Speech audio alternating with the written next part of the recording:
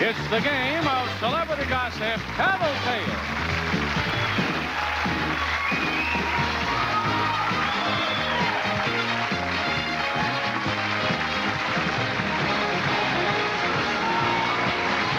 And now, here's the star of Tattletales, Bert Convy.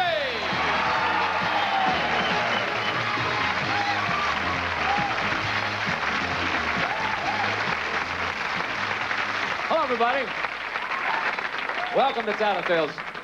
Nice to have you with us. I don't know if you saw, but we have two veteran couples today starting off this new week with us, and a rookie couple, a gentleman who has never been on our show, and I just told him before we came out that shows the kind of guy I am. I've never been on his, but I want him on mine.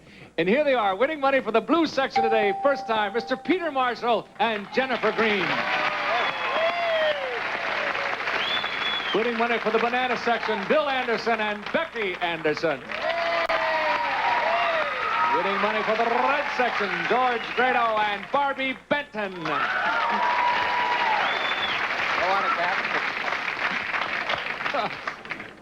Listen, you guys are veterans. We have to pick on Peter a little bit. Jenifer, we won't pick on you. You're too pretty. But you know, Peter, it's fun to have you here. You've seen this. You know how we do this. I certainly do. Okay. Then we don't have to go into a big thing about it. But well, of course not. But I want you to remember one thing is very important. What's that? I'm asking the person in the back the question. That's the way you play it. She answers honestly. You figure out what she's going to say. If she tries to figure out what you're going to say, we'll be here till, February. It'll never work. True. Okay? She's from Australia, you know. Oh, I didn't know that. Oh, yeah. What does that have to do with what I just said? Well, she's marsupial. Huh? Never mind. She has the answer in her pocket. She hangs from, I was going to say, she hangs from her tail with a tree? I don't know. Could be. Ladies, here's the first question coming for you. You're by yourself at a secluded beach. The only person on the beach is a middle-aged man. Could be. Peter is on the beach with you. You get a painful splinter in your tush. Jenifer, that's North American for bum. They say that. Bum, for your bum. You just painful splinter in your bum. Would you ask the man to remove it? Yes or no is the question. A silly little question to begin things. Goodbye. In her bum, eh? That's what they call it. That's what they call it. That's where she's got it. She's got a splinter in her bum. Yes, sir. This middle-aged man is on the beach. Yes, he's the only other fellow there, He's the voyeur. Yes. And he says, okay, I will help her. It's her choice. Does she want him to help her or to remove it, or yes or no? Knowing Jenifer, she's not into pain at all. Yeah. I would say, she would say, old man, do me a favor and remove this thing from my bum. You would, huh? Oh, yeah. What a gal. Oh, sure. She could also have said you could remove this splinter from down under.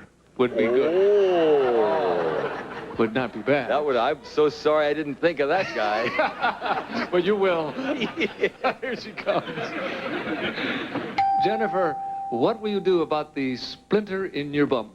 Well, I've never had a splinter in my bum, but what I would do is if he's a middle-aged man and he's really nice looking, then I wouldn't mind going up to him and saying, would you please remove the splinter out of my bum? That's what the man said. Very nicely done. Very well done. The rookies are on the board. Rookies usually do very well or very poorly. But you're doing very well, obviously. Bill, what will Becky say? I was just thinking, I know Becky fairly well after, 12 years of marriage, and Becky's a little country girl from North Carolina. Yes. And I think if Becky were on that secluded beach and she saw this guy, she would probably go find a splinter, put it in her bum, as a way to get to meet the guy. Uh-huh. So I'm saying simple little yes. country girl. Pardon me, sir. I love the way you're dressed today, by the way, too. The man dressed as a banana for the banana section. Well, look, I thought I would come out here. We need all the help we can get. I think it's very nice. Very well done, sir. Here she comes. Becky, what y'all gonna do about this here thing? We're going to do it. You're gonna what? We're going to do it. We're certainly. Gonna what? Certainly, he's going to remove the splinter. That's right. That's what I wanted you to say. See, they say that on television, but do you think they really... Yeah, maybe so. Depends how painful, I suppose. We didn't say how big it could be 6. It could be a huge piece of lumber, you know. George, what do you think Barbie will say? Well, knowing my wife and knowing that she's into styles, I think the first thing she'd want to find out is whether it's stylish to have a splinter in your behind. If that's Because if it is, she would not have it removed for weeks. I mean, it would be there. But assuming that it wasn't in vogue, I think she would probably ask the gentleman to remove it, but he'd have to keep one eye closed. One eye closed. One eye closed. Yeah, that would somehow make it a little less... Little less. She could tacky. tell me half about it, yes. I understand. Okay. Bring her on. We'll get the half-truth. Barbie, what will you do? There you are with a splinter in your tush. Well, actually, Bert, one of the things that people don't know about me is that I'm exceedingly agile and lithe, modesty forbidding. And Oh, I really? believe that wherever this splinter was, I could put myself into a position that would enable me to remove it by myself without the assistance of this nice gentleman. And therefore, I would not need his help. That's not what George said, but really we don't mind because the picture Barbie, how are of you you doing getting it home is so tonight? wonderful, we don't really care. Thank you, Barbie. Becky and Bill and Jenifer and Peter are right. Split the first one in half. We'll come back in a second with some more nonsense, and you'll come back too after you get that splinter removed from your bum. Here we go, question number 2. This is it. If you're ready, ladies, it's for you. That was very nicely done, and thank you, Barbie, for making my day. Ladies, which would you rather be? The smartest woman in America, the richest woman in America, or the most beautiful woman in America? Which would you rather be? Goodbye. Oh, it's a good one. The richest, the smartest, or the most beautiful? We'll start with you, Bill. What do you think Becky will say? I was afraid of that. Oh, golly. Well, I could be very nice, and I will. She's already the most beautiful. She's got a little ways to go on the smarts. What she wants to be, yeah, she wants to be the richest. That's what she'd rather. You think so, huh? Yeah. See, the No argument, doubt. of course, is if you're the smartest, you can become the richest. If you're the most beautiful, you can get anything you want, hopefully, supposedly. But you're going to stick with the richest, eh? Yeah, I think that's what she'd Yeah, like. that's because that's what you'd like. Okay, here she comes. Becky, which will it be? You have your choice. I'd rather be the smartest. No, that's not what... Oh, no, you hadn't. Well, You'd rather Bill- be the richest. But if I was smart, I'd be the richest. There you go. See, And if that's... I was smart, I could be the most beautiful.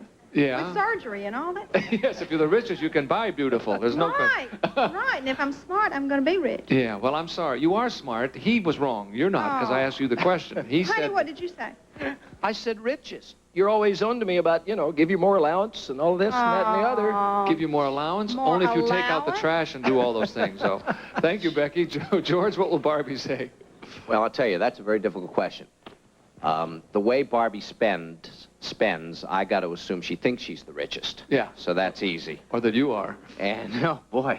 And the time she spends making herself up, she's got to believe she's the most beautiful. But I would honestly say that I think Barbie would like to be the smartest girl. You think so? Yeah.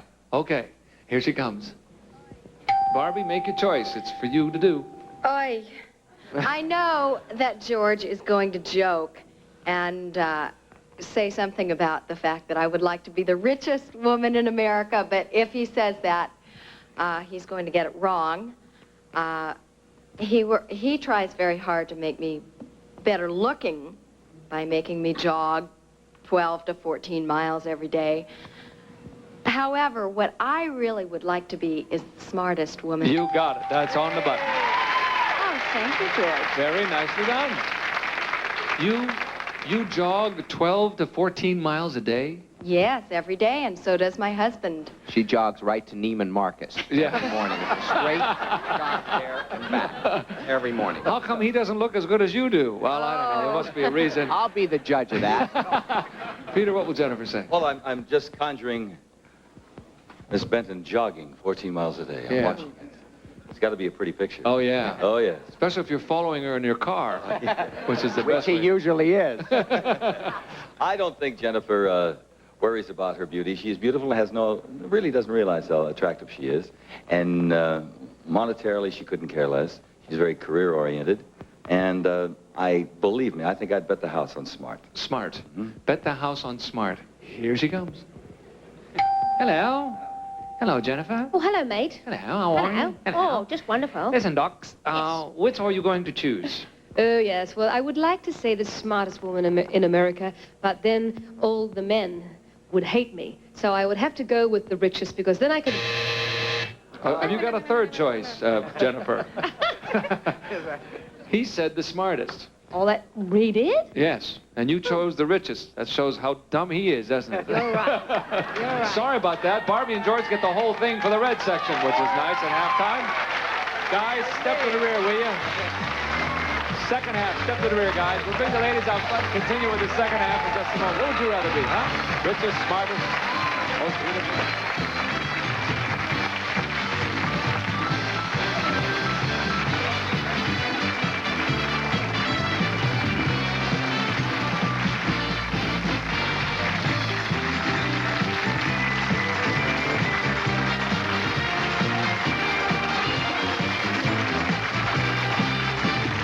Now we come back. Hello there. We're back after halftime. I have three lovely ladies with me.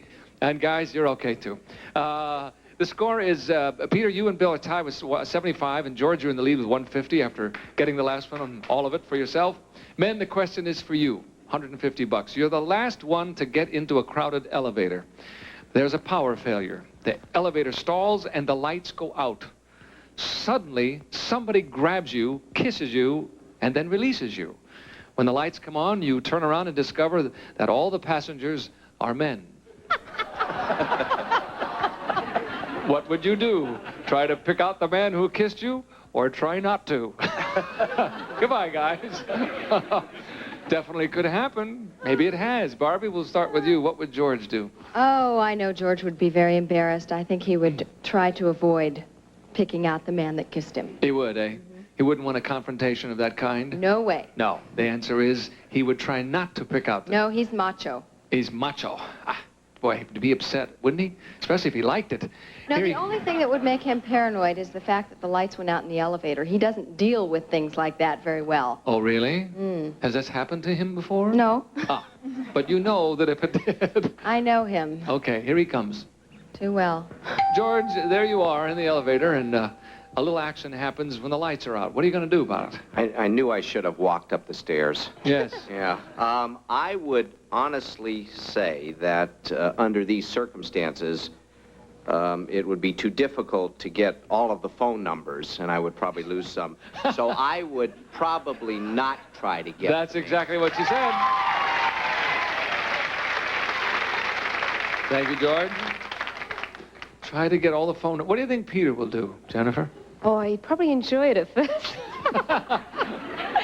No, he's really Mr. Macho, and I think what Peter would do, he'd be very embarrassed, because he does blush, and I think he would avoid it and just move on out. Move on out quickly. Very quickly. Not one to know, not macho enough to try and say, all right, hey, which one of you guys, huh? Well, he's very good with the fists, but no, I think he would just, he'd be too embarrassed. Yes. He'd definitely avoid it and run. Here he comes.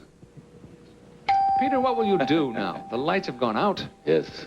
and there you are. Big smack on the lips. Good kisser? Well, I don't know. It doesn't say that, but Yeah. could certainly be. Well, I would check for lipstick first. Turn around and say, all right, sweetheart, which one did it? You would want to know. I would want to pick out the guy. No, that's not what she said. See how this game goes? Yes. No, she said you would want to get out of there, that you were macho and very good with your fist. However, you would not want to know. She was wrong, wasn't she? I guess so. Yes, I think so. Thank you, Peter. Thank you. Becky, what will Bill say? Oh, Bill would run for his life. Run for his life. If I don't think that's what the guy was one, after, you know. It's Well, if he was the last one on, he would be the first one off. I see. And I think he'd really be embarrassed. And Yeah. I'm going to slug him if he misses this one. Oh, yeah. Well, don't slug him because we have the rest of the week to go. But you're going to say he's going to try not to. No, I don't think I think he would act like he was not the one that was kissed.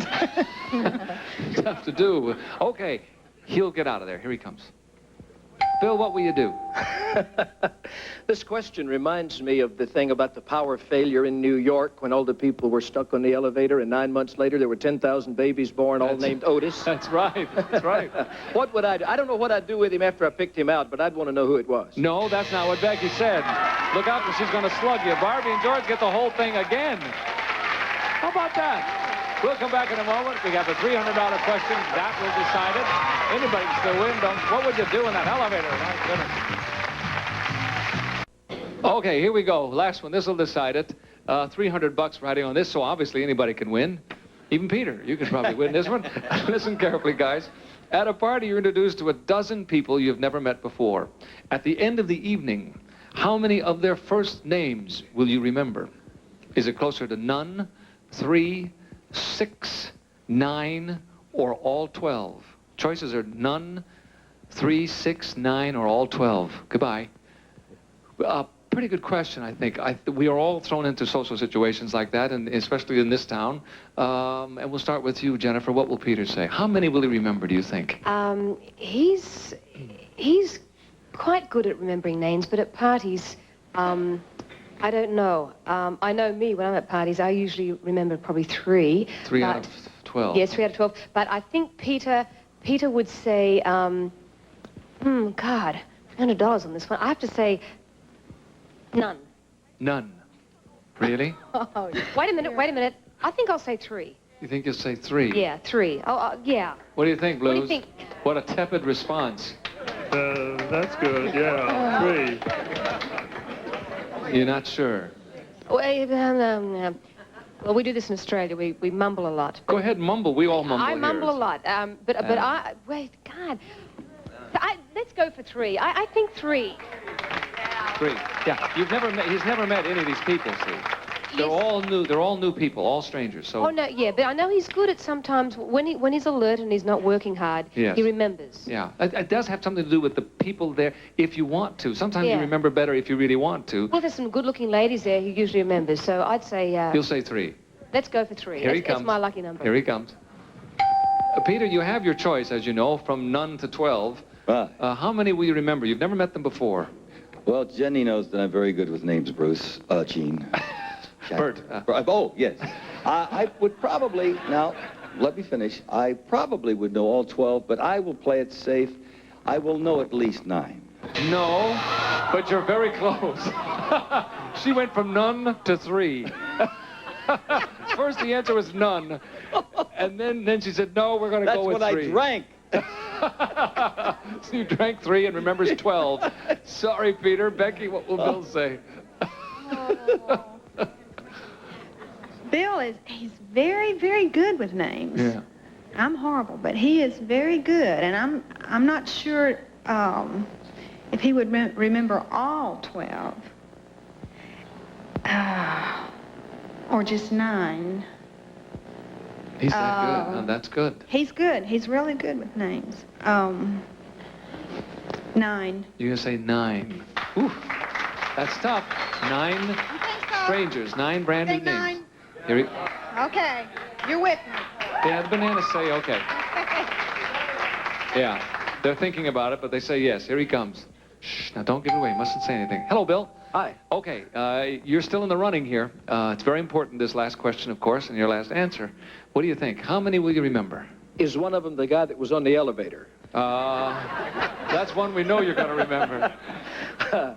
I think I would probably, particularly if it was in a situation where I really wanted to, I think I'd come very close to remembering all 12 of them.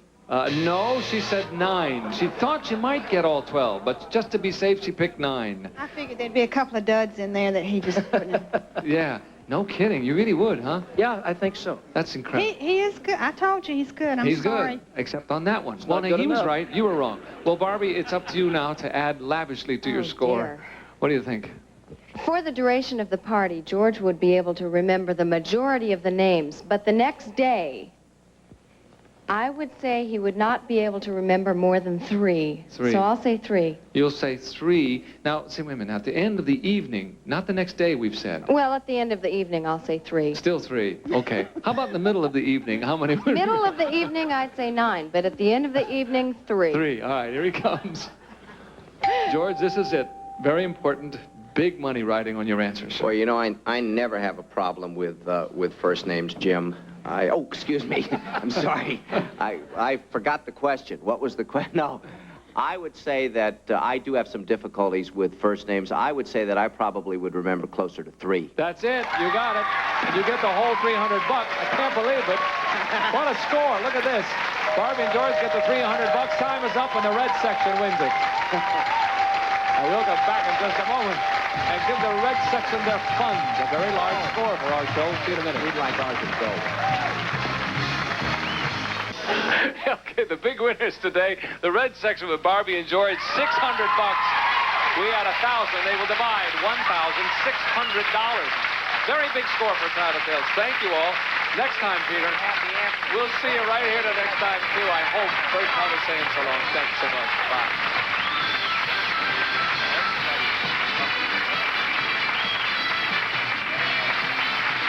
In addition to cash awards, remember the winning rooting sections. Selected at random will also receive Nestle Egyptian Henna. Brings new body bounce and brilliance to your hair. Isn't that what you've always wanted? Nestle Egyptian Henna. Boratine, the borax bleacher formulated for the big switch to warm water washing. For whiter, brighter, cleaner wash, switch to Boratine, the borax bleacher. And from La Choy, make your meals swing American with these fine La Choy canned and frozen products.